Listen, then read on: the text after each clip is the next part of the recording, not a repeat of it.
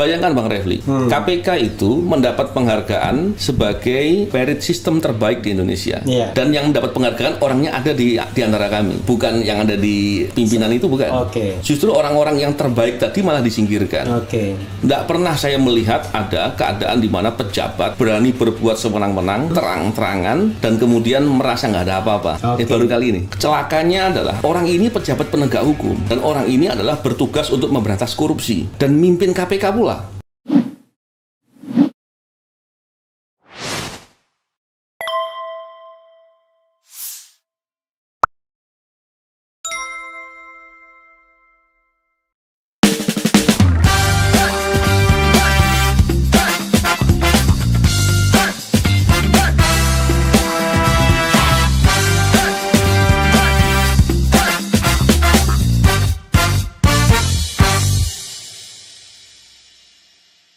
Assalamualaikum warahmatullahi wabarakatuh. Sobat RH sekalian, jumpa lagi dari channel yang keren ini.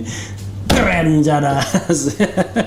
Di depan saya ada orang yang selama ini saya minta datang ke sini. Alhamdulillah ya, hari ini beliau bisa datang ke sini karena mulai besok Senin kalau tidak salah, beliau akan menjadi orang yang terkekang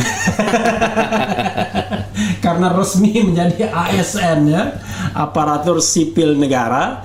Tapi nanti kita tanyakan ya, kok pilihannya menjadi ASN Mabes Polri. Beliau adalah Novel Baswedan. Assalamualaikum warahmatullahi wabarakatuh. Waalaikumsalam warahmatullahi wabarakatuh. Mas Novel atau Bang Novel saya panggil? Apa aja. Apa aja ya. Oke, Mas Novel ya.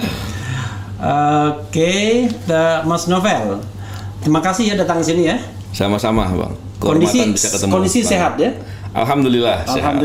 Ya. Tapi saya lihat Bang Refli sekarang nggak terlalu jelas. Jadi secara keseluruhan jelas. Kalau melihat begini, bola mata saya nggak kelihatan. Kalau mata kiri 100%? 100% nggak bisa lihat. Kalau kanan? Kanan tadi itu saya bisa lihat, cuman nggak terlalu fokus. Berapa persen tinggal? Mungkin sekitar 60% lah. 60% ya? Kemampuannya 60% sekitar ya. Sorry Mas Novel, itu sebenarnya kalau misalnya ada donor mata itu bisa diganti ya? Problemnya itu sudah banyak sebenarnya. Jadi kalau donor itu hanya korneanya saja. Kalau bagian luar-luarnya yang kena juga, itu problemnya menjadi rumit. Dan ada juga pembuluh darah yang masuk ke area kornea, yang membuat kalau didonor itu kemungkinan besar ada penolakan. Jadi memang problemnya begitu ya? Iya. Kata Denny Indrayana, negara utang mata kepada Novel Baswedan ya, itu pernah dia bilang begitu. Mas Novel, tentu orang akan bertanya, Anda akan mulai mengalami sebagai ASN mulai per 1 Januari ya? Iya. Atau sudah? Sudah, mestinya sudah. 1 Januari. Per 1 Januari. RIP-nya berlaku mulai 1 Januari. 1 Januari. Ya. Dan besok adalah hari pertama masuk. Iya, betul. Anda ditempatkan di mana? Di Mabes Polri di bagian apa? Pada dasarnya saya dan kawan-kawan itu ditawarkan untuk masuk ke ASN Polri dalam rangka melakukan tugas-tugas pencegahan tindak pidana korupsi. Jadi fokusnya seperti itu. Sehingga karena itu masih ada kaitan, maka itu menjadi pertimbangan untuk lah itu suatu hal yang bagus. Tapi tempat lokasinya di Mabes atau di tempat di Mabes Polri? Di Mabes. Berapa orang itu? Jadinya 42 karena ada satu yang kemudian diterima sebagai hakim. Diterima, belum fit and proper test ya? Bukan hakim agung ya? Hakim. I see. Atas nama Samuel. Yang hakim agung fit and proper test belum ya? Sedang proses. Ya. Ada juga yang jadi partner di law firm. Iya. Febri Diansa ya. Si Rasa Mala ya. Jadi tempat kerjanya sudah tahu. Sudah lah. Ruangannya juga sudah belum dikunjungi. Tapi sudah tahu bakal kemana. Sudah tahu. Dan itu kan berlaku aturan yang ketat dong sebagai ASN. Ya, pada dasarnya kalau aturan kan tentunya berlaku sama lah. Iya. Kalau kita lihat bahwa ASN itu ada kode etiknya, ada aturannya dan lain-lain, tentunya ada.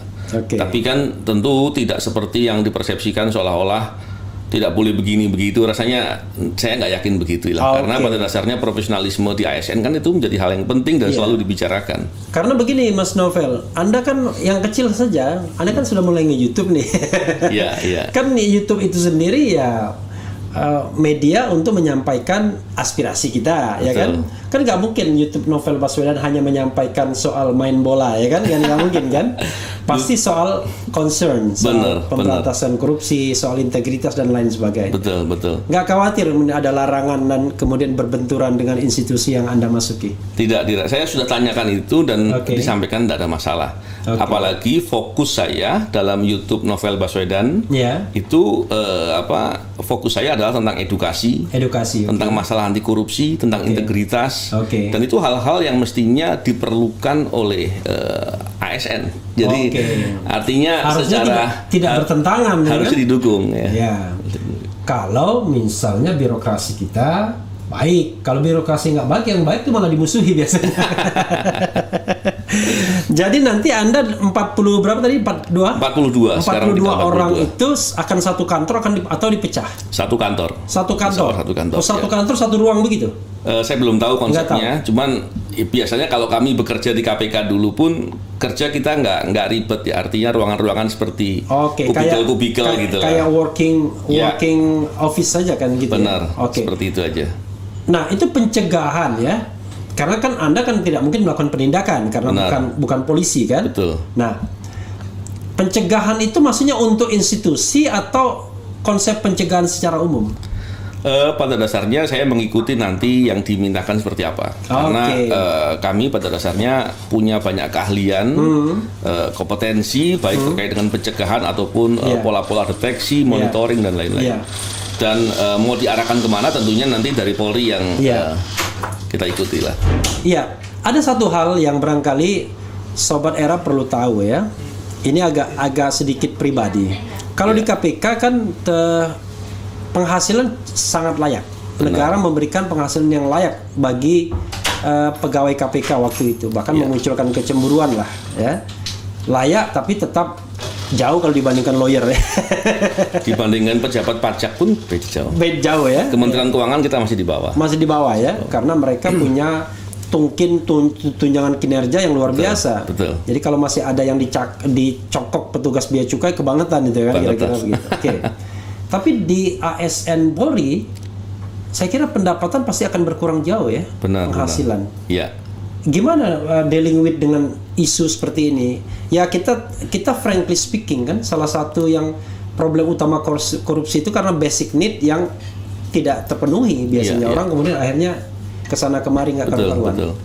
Begini Bang Refli, kalau kami sebenarnya banyak di antara kami yang sebetulnya sudah merencanakan untuk memilih bekerja sendiri, wira swasta dan lain-lain. Cuman perlu dipahami bahwa kami itu disingkirkan dari KPK dengan stigma. Kami dibuat seolah-olah kami adalah orang yang radikal, orang yang anti Pancasila dan lain-lain. Dan itu dibuat dengan sedemikian rupa oleh oknum pimpinan KPK dengan cara-cara yang melawan hukum ilegal. Jadi walaupun pimpinan KPK itu cuma 5, tetap aja oknum ya? Saya nyebutnya oknum, saya sebut nama nggak enak juga kan? Oknum pimpinan KPK, kita nggak tahu namanya siapa ya, oknum pimpinan KPK. Saya masih berharap dari 5 itu masih ada yang baik. Kalau kita sebut pimpinan KPK, kesannya seluruhnya. Kalau terkait dengan upaya tadi membuat stigma, bisa dibayangkan orang yang bekerja di upaya memberantas korupsi yang penuh resiko, yang untuk memilih jalan itu pun harus punya kesungguhan lah. Dan Anda sudah mendapatkan resiko itu kan? Iya. Bukan cuma saya, teman-teman saya juga ada lagi. Ketika terus bekerja malah diberantas, kan ini kan nggak masuk di akal gitu. Apalagi caranya dengan cara-cara yang saya bisa katakan cara-cara melanggar hukum dan ilegal, dan itu melanggar HAM, dan itu dinyatakan dalam investigasi yang dilakukan Komnas HAM dan Ombudsman. Yang menarik adalah ketika stigma itu dibuat dan terus kalau kemudian kami malah bekerja sendiri dan lain-lain, kami akan terus dikerjai.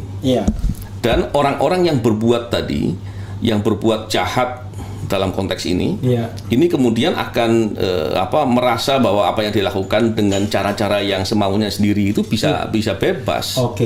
Nggak pernah saya melihat ada keadaan di mana pejabat berani berbuat sewenang-wenang, terang-terangan, dan kemudian merasa nggak ada apa-apa. Baru kali ini. Oleh karena itu sikap kami bukan baru kali ini, baru ini aja ya. Baru ini. Maksudnya baru ini itu banyak. Ada pejabat lainnya juga, ya kan? Tidak hanya pejabat yang itu kan. Betul. Bisa berbuat semaunya gitu. Benar. Dan itu dilakukannya dengan apa ya? Dengan terang-terangan, orang semua melihat gitu. Dengan berbohong, dengan mengungkapkan sesuatu hal yang faktanya nggak seperti itu. Itu terang-terangan. Celakanya adalah orang ini pejabat penegak hukum. Ya. Dan orang ini adalah bertugas untuk memberantas korupsi. Dan mimpin KPK pula. Nah, ini yang kemudian membuat kami melihat, ini kami tetap harus mengupayakan untuk melawan cara-cara seperti itu. Yang kedua adalah memilih atau bukan memilih sebenarnya. Kami nggak ada pada posisi pilihan. Tapi ketika Pak Kapolri menawarkan itu, dengan menyampaikan bahwa ada rencana-rencana untuk melakukan upaya pencegahan tindak pidana korupsi, saya melihat itu suatu peluang untuk saya dan kawan-kawan untuk bisa berkontribusi. Bayangkan Pak Kapolri memberikan stressing pada dana PEN, dana bansos, dan dana COVID. Itu kan suatu kasus-kasus yang strategis dan serius.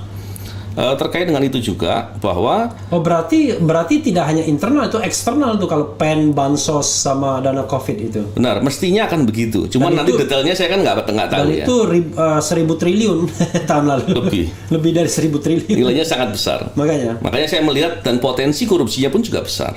Artinya ikut berbakti atau berkontribusi di sektor itu juga menjadi hal yang penting.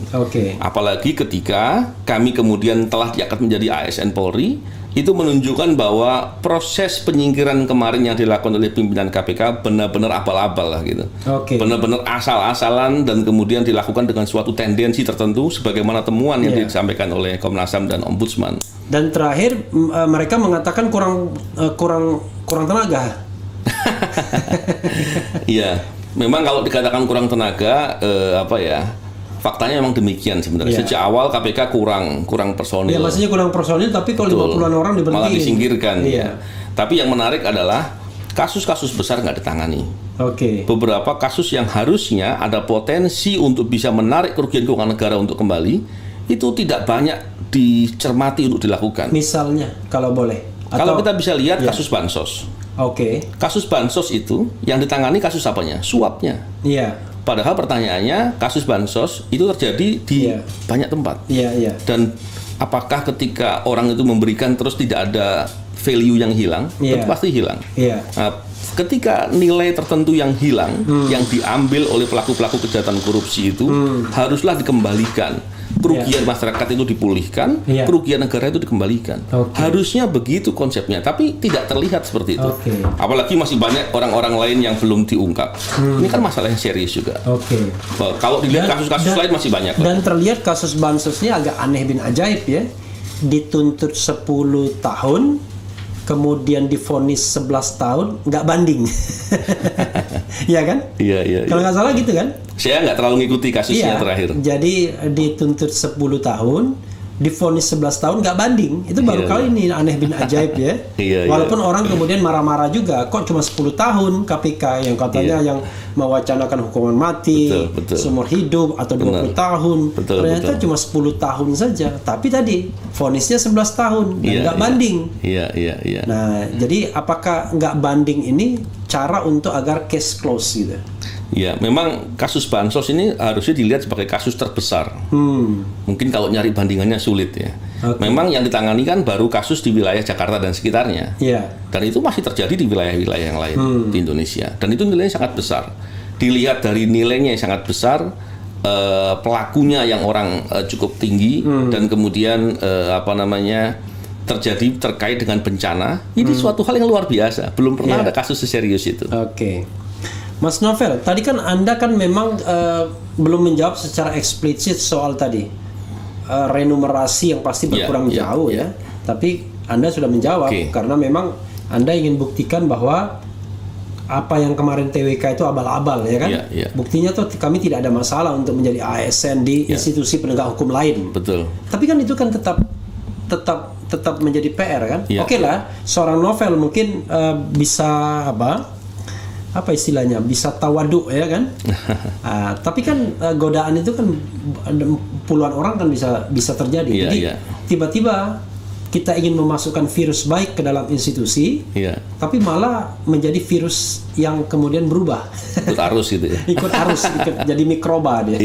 Gimana? Jadi gini Bang Refli, memang terkait dengan menjadi ASN ini, kemudian kami menerima tawaran tersebut, itu tidak dilepaskan juga bahwa pegawai KPK kan ASN.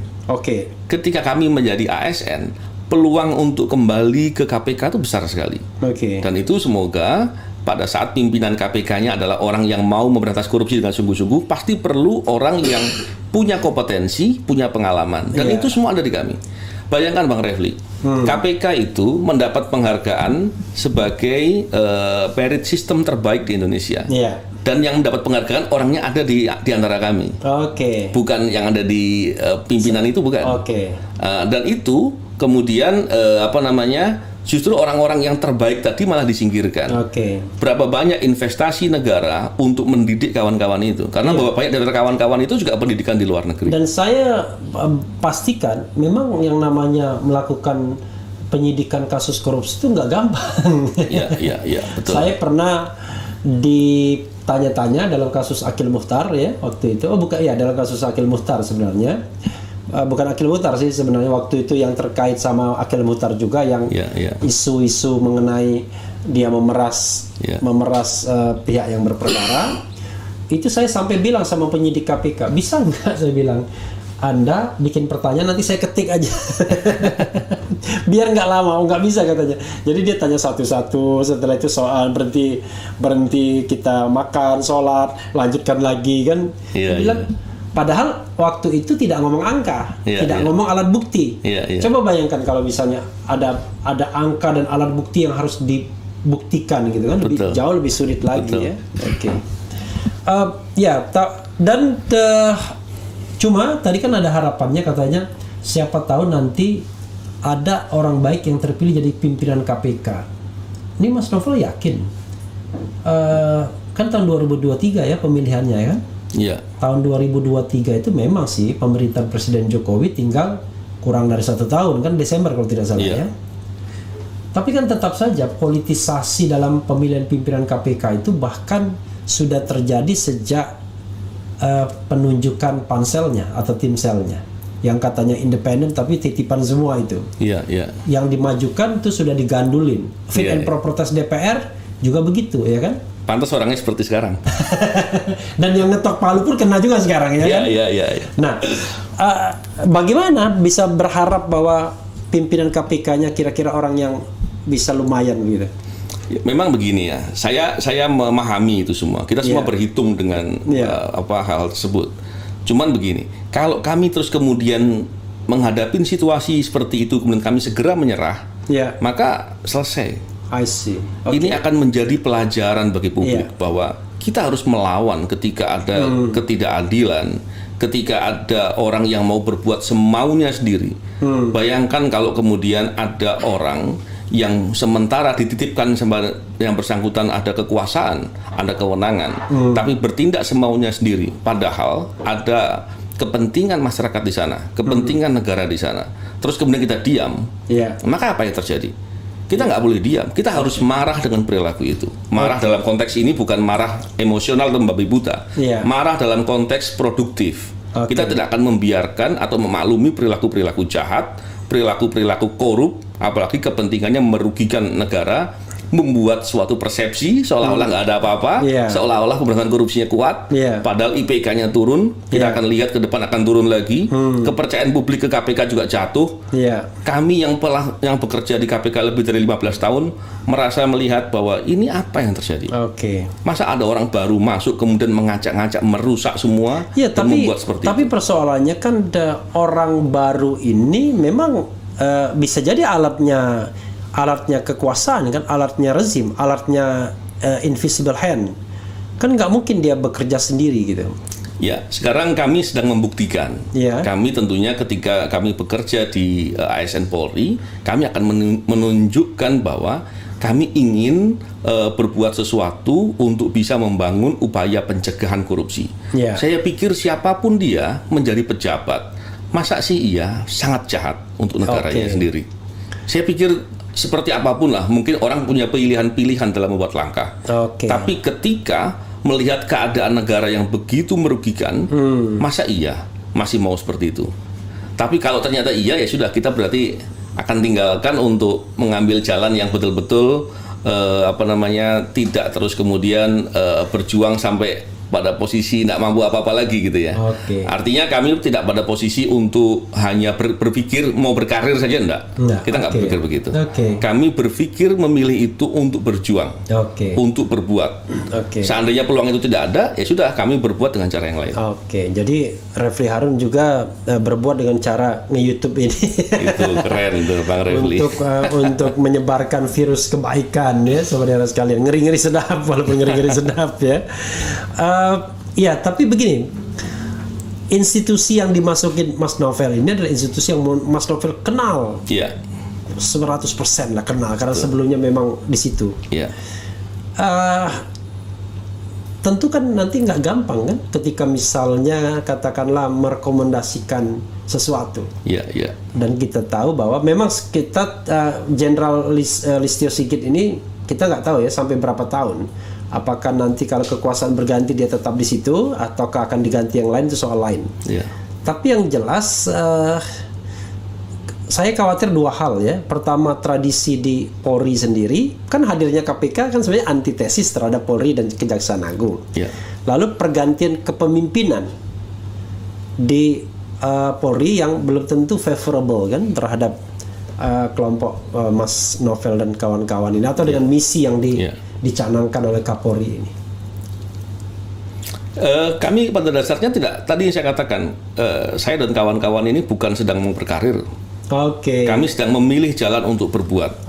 Ketika Pak Kapolri kemudian menyampaikan sikap bahwa ingin melakukan sesuatu yang sungguh-sungguh, masa iya kami nggak terus kemudian ingin berkontribusi?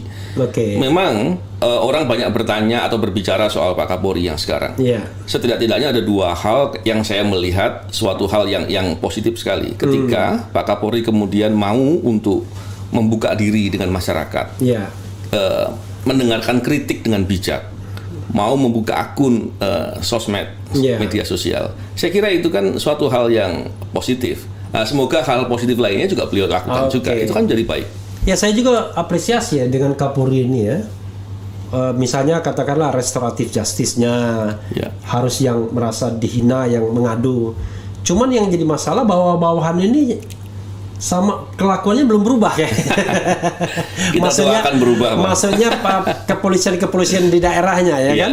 Memang saya kasus ini cepat sekali ya kan, kayak mesin jet selesai. Sudah 50 diperiksa saksinya. Tapi kasus yang dulu yang ono 1 tahun belum masih kami dalami dan lain sebagainya. Walaupun saya dalam kacamata saya, kalau kita mau berdemokrasi, masa cuman sentil menyentil aja diperkarakan, itu kan cemen banget rasanya. Banyak kasus yang lebih berat di negara ini, salah satunya korupsi, ketimbang mempermasalahkan ini, mohon maaf, omongan Habib Bahar misalnya. Saya pun mengalami hal itu. Bang Refli juga ingat ketika saya diserang dan kemudian penanganan perkaranya bermasalah. Kan. Artinya saya mengalami hal seperti itu. Artinya dengan perspektif saya, harusnya saya melihat ada suatu hal yang saya korban gitu kan. Ketika melihat permasalahan itu, tentunya saya pada posisi kalau terus kemudian saya meratapi situasi itu, terus kemudian saya hanyut dengan situasi itu, terlalu istilahnya baper lah gitu. Mau sampai kapan kita mau berbuat? Soal ada orang bermasalah, ya semoga masalah itu akan kembali kepada yang berbuat masalah. Soal ada yang berbuat jahat, semoga kejahatan yang dia lakukan akan kembali kepada yang bersangkutan. Dan yang jelas ada pengadilan akhirat. Selain kembalinya ke dunia semoga hukumannya. Mudah-mudahan. Bukan gitu. Mas Novel, tapi kan Anda sebenarnya pengen kembali ke aspirasi Anda kan sebenarnya pengen kembali ke KPK kan, karena disitulah barangkali ibarat ikan tuh habitat Anda yang Anda merasa nyaman gitu ya. Saya sebenarnya begini Bang, kalau saya bicara apa adanya, sebenarnya saya harus bisa merasa bahwa saya sudah mulai merasa keterbatasan dalam melihat. Sehingga situasi itu pada saat tertentu saya akan berhenti. Saya akan mengambil jalan sendiri untuk berwira swasta atau usaha apa. Dan saya tidak pada posisi terus akan ada di KPK untuk berbuat sesuatu. Memang di antara penyidik saya termasuk yang senior lah. Dan saya banyak melakukan terobosan-terobosan untuk proses-proses penyidikan yang optimal. Dan bukan cuma saya, kawan-kawan saya juga ada yang melakukan itu. Tetapi ketika proses penyingkiran yang dilakukan oleh Firly Bahuri dan kawan-kawan itu untuk menyingkirkan kami, terus kemudian kami biarkan, maka cara-cara serupa akan dilakukan oleh pejabat-pejabat yang melawan hukum, yang mau berbuat melawan hukum ke depan, yang berikutnya. Karena itu maka harus dilawan, nggak boleh dibiarkan. Paling tidak, saya sih sebenarnya agak kagum ya dengan KPK. Jadi beda KPK dengan institusi lainnya adalah sebenarnya proses pemilihan pimpinan KPK itu kan selalu diwarnai oleh katakanlah ya negosiasi politik. Ya kan, dari pertama sampai akhir, dari periode pertama. Tapi begitu dia masuk ke dalam sistem, mereka relatively bisa diterima dan kemudian bahkan jadi ikon-ikon ya. Di situ ada Abraham Samad, ya kan? Ya kita tahu lah. Orang memilih Abraham Samad instead of Bambang Wijoyanto misalnya, kan tahu. Memilih Agus Raharjo misalnya dibandingkan yang lain, atau memilih dulu yang pimpinan yang pernah masuk BUI kan. Tapi ketika mereka di sana, mereka seperti menyesuaikan dengan kultur yang sudah terbentuk di sana, sehingga mereka relatively accepted ya. Tidak hanya di dalam tapi juga di luar.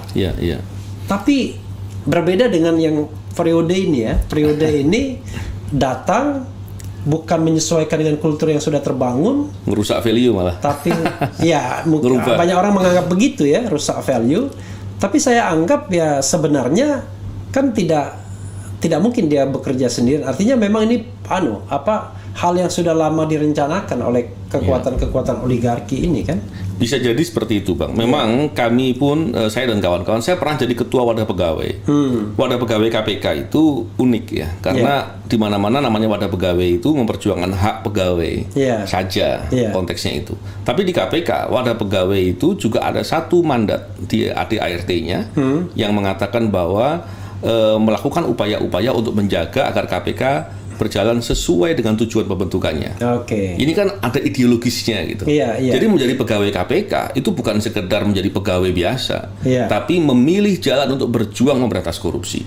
Karena apa? Pasti dilawan, pasti diserang, dan itu pasti beresiko. Dan saya bisa memahami ya, Sobat Era sekalian, kalau kita berada di wilayah ngeri-ngeri sedap, kita pasti lebih dekat kepada Tuhan. Itu keuntungannya Bang. Karena at any time ya kan, something happen, bisa terjadi kepada kita kan. Ini yang orang kadang-kadang nggak paham ya. Tiba-tiba orang mengatakan Taliban dan lain sebagainya. Padahal semua Taliban, Saliban semua akan akhirnya akan berserah diri juga. Karena yang dihadapi kekuasaan yang tiba-tiba di jalan kita dikepruk orang, dihilangkan nyawanya kan.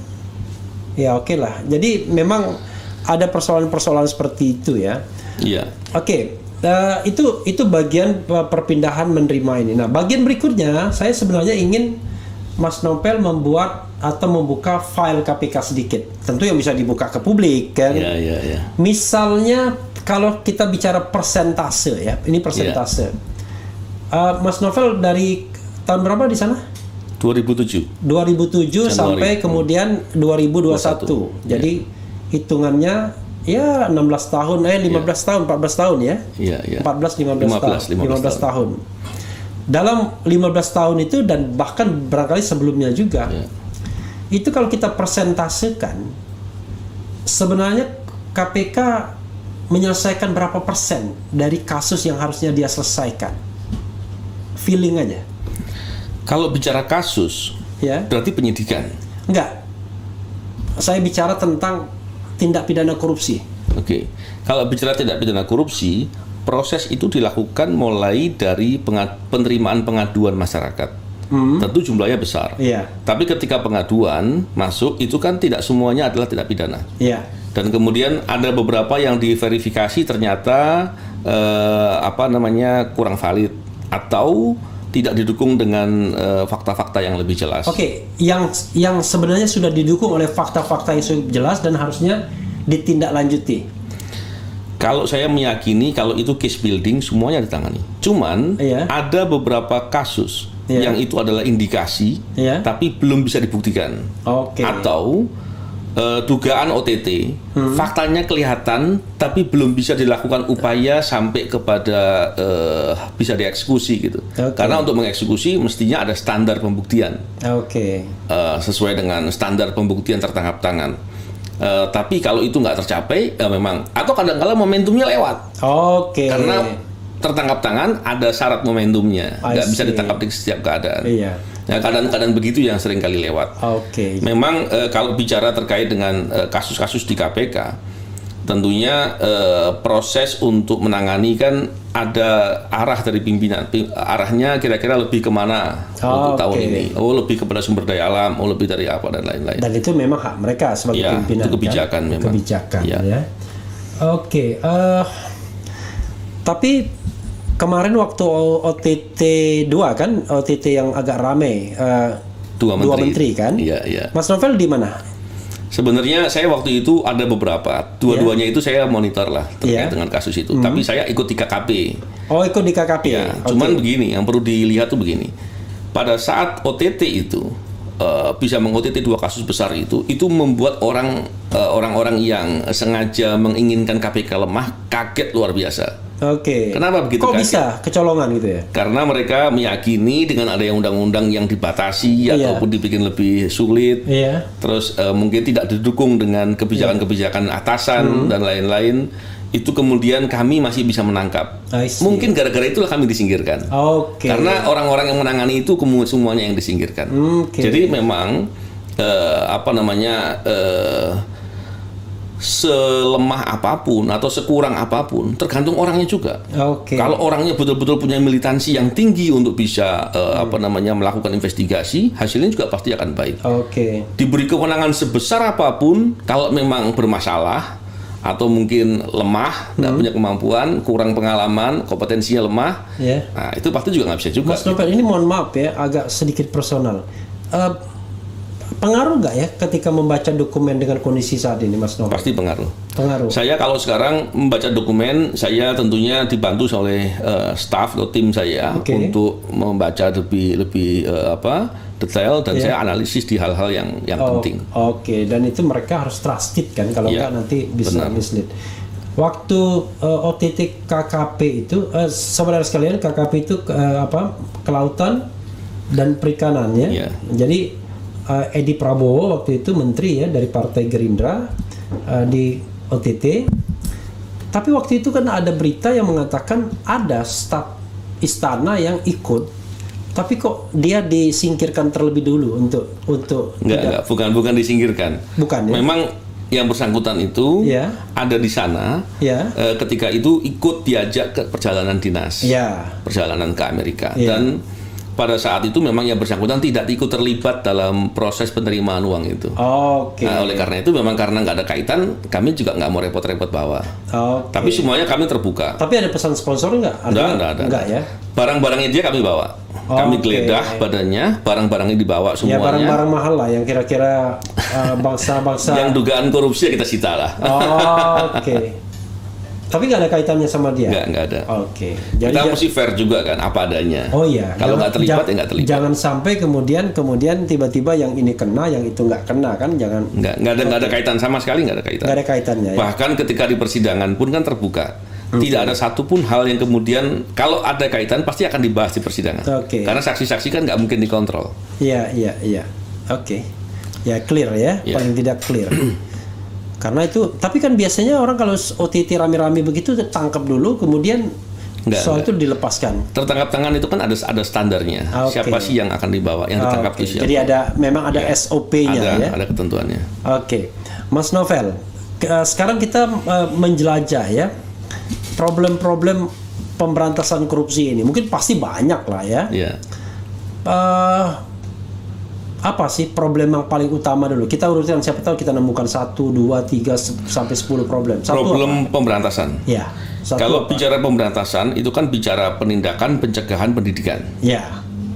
Problemnya ya. Ya. Kalau bicara problemnya, tentunya berantas korupsi itu tidak mungkin bisa efektif kalau tidak diberikan dukungan dari pemimpin negara. Oke, Presiden. Kalau tidak mungkin, tentunya Pak Presiden dan DPR tentunya. Kalau nggak didukung nggak mungkin. Karena ketika kemudian dibiarkan sendiri, maka resikonya betul-betul tidak bisa dikendalikan. Oke. Tapi masalahnya kan korupsi itu selalu melibatkan lingkar kekuasaan, itu masalahnya kan orang pinggiran kan nggak pernah korupsi. Iya, iya. Kalau orang pinggiran kan korupsinya kecil-kecil aja biasanya. Betul. Yang besar kan pasti lingkar kekuasaan. Benar. Tapi kita mesti paham bahwa ketika korupsi itu terjadi dan banyak apalagi, itu akan mengganggu program-program pembangunan pemerintah yang rugi kepala negara sendiri. Oke. Pastinya kan begitu. Jadi sekaitan apapun, ya memang kalau saya pernah mendengar ada teman yang mengatakan begini, bagi pemerintah untuk memberantas korupsi itu sama seperti di badannya itu ada penyakit gitu. Dia harus bersihkan. Ketika membersihkan, dia akan menyakiti dirinya sendiri.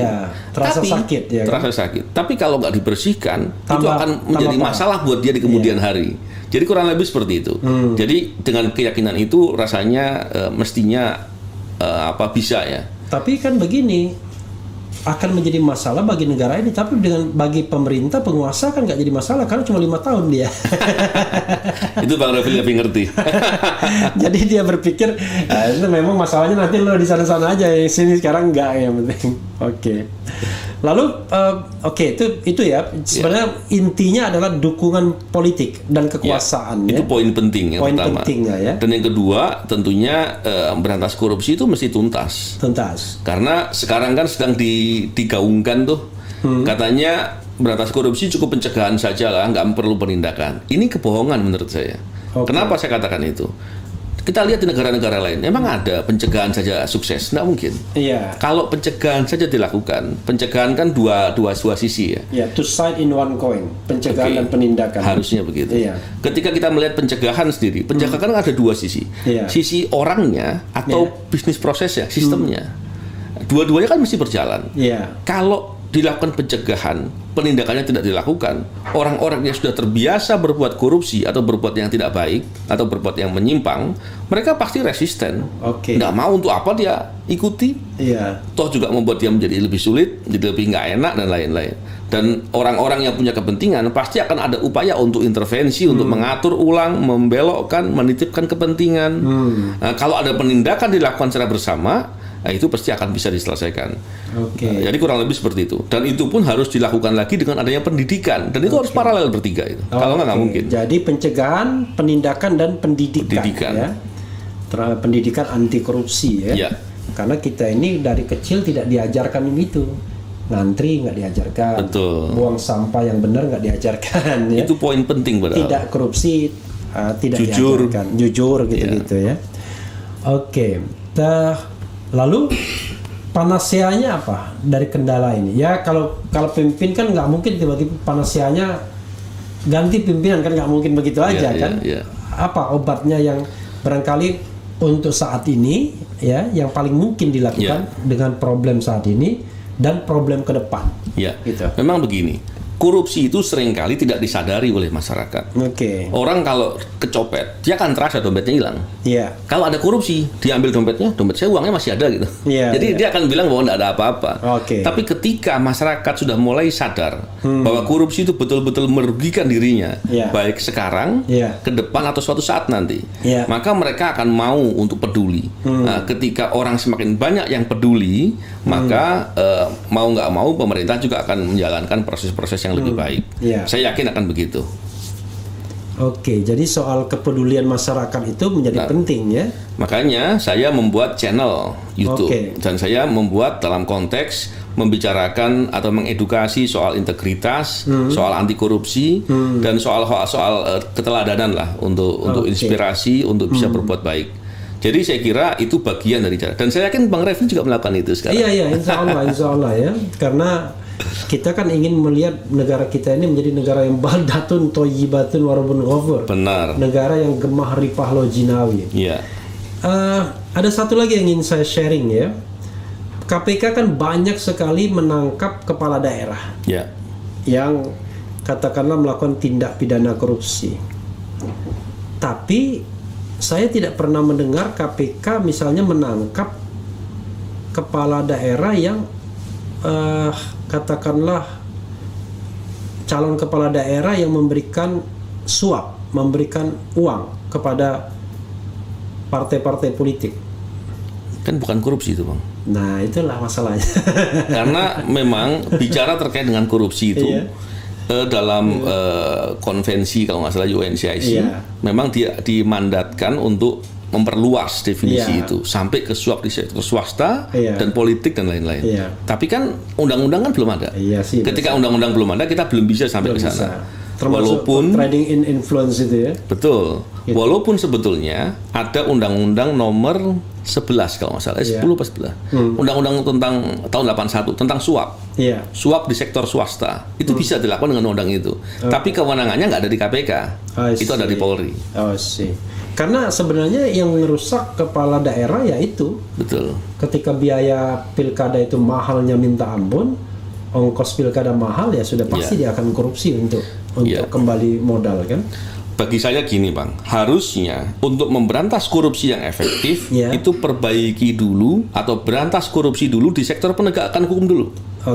Kalau penegakan hukumnya baik, maka mereka akan melakukan tugasnya dengan baik dan itu akan menyelesaikan permasalahan yang lain.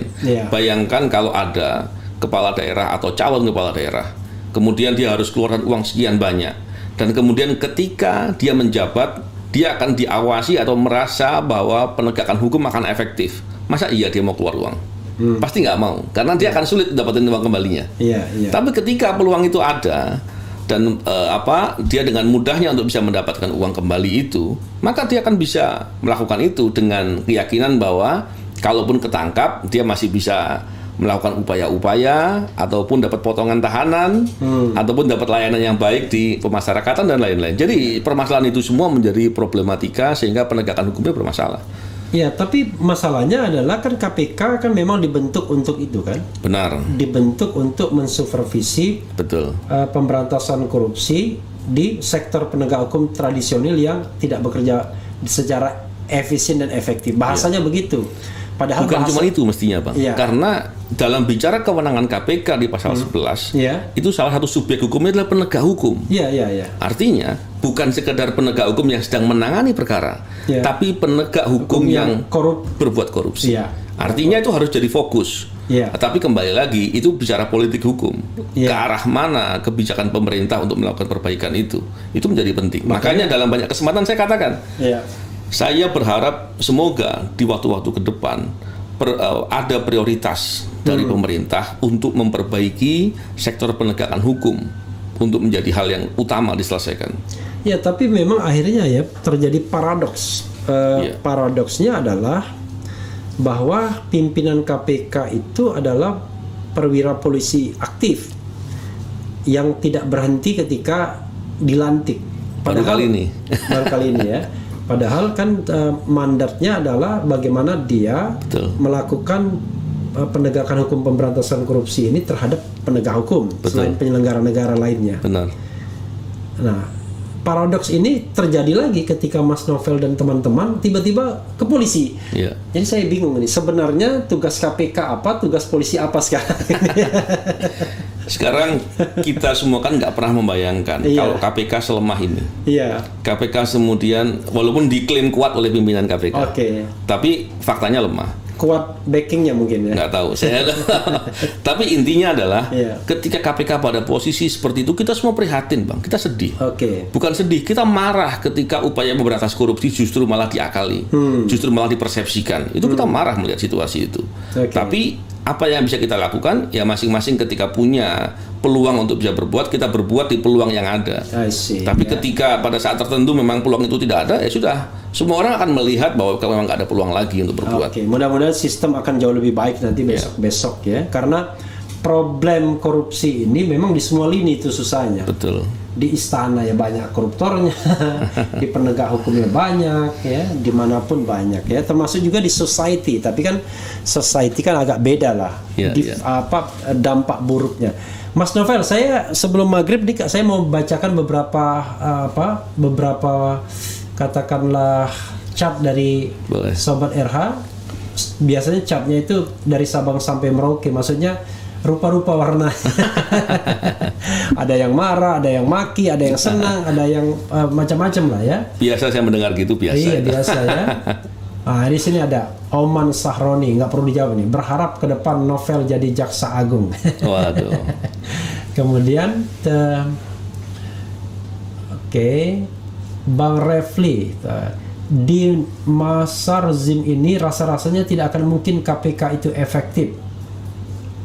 Sewaktu Bang Novel masih di KPK. Ini nanti langsung wrap up ya. Jadi ini agak pesimis dia. Kemudian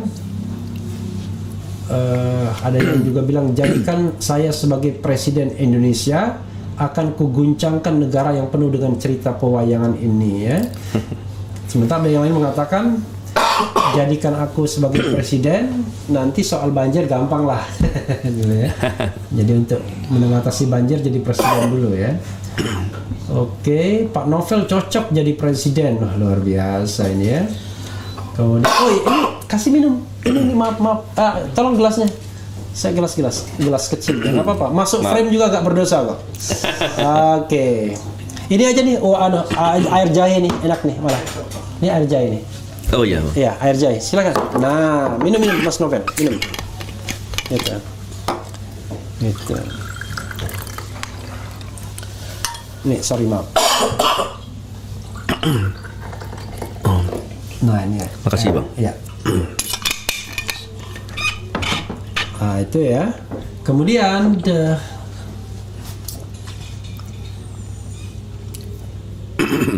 aduh, Pak Refli nggak ngasih minum tamu, kasihan. Sudah saya kasih ya. Ada juga yang bilang begitu ya. Bang Novel, apa bedanya KPK rezim SBY dan Jokowi? Disingkirkan KPK, diterima Polri, bahkan dibuatkan satuan khusus saingi KPK. Assalamualaikum warahmatullahi wabarakatuh, Pak RH dan Pak Novel, semoga selalu dalam lindungan Allah Subhanahu wa taala. Amin ya rabbal alamin ya. Itu. Pak Anies Baswedan diundang Bang RH, nggak ada hubungannya ya. Air jahe hangat cocok untuk musim gini ya. Banyak sekali, nanti tinggal dilihat-lihat aja. Silakan. Ada 2 pertanyaan tadi ya. Bedanya zaman SBY dan zaman Jokowi. Kemudian pesimisme tadi, nggak mungkin katanya. Memang begini. Kalau saya pribadi begini, Bang. Saya mengalami banyak cerita ketika bekerja di KPK. Pasti ada tantangan, intervensi, ancaman dan segala macam. Saya pun tahu bagaimana kekuatan mafia-mafia di Indonesia, kekuatan-kekuatan oligarki untuk menguasai, mengambil keuntungan dan lain-lain. Tapi ketika kita hanya fokus dengan hasil, kita nggak akan pernah bekerja, Bang. Kita akan pernah melihat bahwa itu berat, itu nabrak tembok, akhirnya kita diam saja. Tapi ketika kita fokus dengan proses, kita berbuat. Saya berbuat sampai di mana saya nggak tahu, saya hadapi. Ketika kita memilih jalan seperti itu, kita akan berkontribusi, kita akan berbuat sesuatu, mengukir sesuatu. Tapi kalau kita tidak pernah memulai, ya kita pesimis dan kita akan rugi. Pada saatnya nanti, waktu yang sudah saatnya kita istirahat, nggak bisa ngapa-ngapain lagi, kita hanya bisa lihat, tahu dulu saya berbuat. Atau jangan kemudian setelah jadi apa-apa kemudian nggak bisa apa-apa, cuman ngomentarin orang di belakangnya. Jadi sobat era sekalian, itu kayak cerita saya sering ulang-ulang ya, burung pipit atau semut tuh. Ada yang bilang pipit semut zaman Nabi Ibrahim yang berkobar api, lalu dia siram dengan paruhnya yang kecil dan diejek dia sama tokek atau apa, nggak mungkin kamu cicak gitu ya. Dia bilang ini bukan soal iya atau tidak, tapi soal keberpihakan. Betul. Jadi yang Maha Kuasa tahu kita berpihak kemana ya. Benar. Jadi apakah kita berpihak kepada kebenaran, ataukah kita berpihak kepada kezaliman kan? Jadi kalau saya bicara soal pesimis tadi yang dikatakan pesimis, memang setiap tahapan kita pasti ada kendala. Pada dasarnya kalau kita mau berbuat baik pasti ada kesusahan. Kalau berbuat baik terus aman-aman, lancar-lancar saja, coba dipikir-pikir lagi. Jangan-jangan sedang berbuat yang nggak benar itu. Tapi kalau berbuat baik, terus kita pasti akan mengalami hal-hal seperti itu. Dan itu we call berjuang. Iya. Jadi kalau berjuang itu mudah, itu namanya makan. Makan dan minum itu mudah, tapi berjuang itu selalu sulit. Iya. Tapi pahamilah bahwa kalau kita melihat kesulitan yang terjadi akibat kita berbuat kebaikan, anggap saja itu latihan yang menguatkan kita. Atlet pun di training center, dia dapat kesulitan. Tapi dengan kesulitan yang dihadapi, bahkan kesulitannya dibesarkan agar dia bisa berprestasi jadi orang nomor 1 di keahliannya masing-masing. Jadi kalau kita terus kemudian memilih jalan yang landai, yang nyaman, nanti kita nggak dapat apa-apa. Kita nggak belajar apa-apa, itu rugi. Jadi kalau dapat surga pun di belakang nantinya. Insya Allah ya. Amin. Jadi sama seperti kita menjadi warga negara. Kalau kita mau hidup tenang, ya sudah, kita endorse saja setiap pemerintahan tuh kita endorse, ya kan nggak akan diapa-apain, ya kan.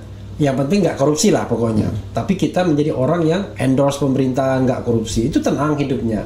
Tapi kita tidak nahi mungkar, kan. Jadi hidup itu kan harus dua-duanya, ada amar ma'rufnya, ada nahi mungkarnya. Nah, orang bisa berbuat kebaikan terus, tapi mencegah kemungkaran itu nggak gampang. Itu dua-duanya harus dilakukan. Betul. Mas Novel, ini ada closing statement yang mungkin mau disampaikan Sobat Era terkait dengan ini. Tapi sebelumnya ada satu hal yang ingin saya tanyakan soal personal keluarga ya.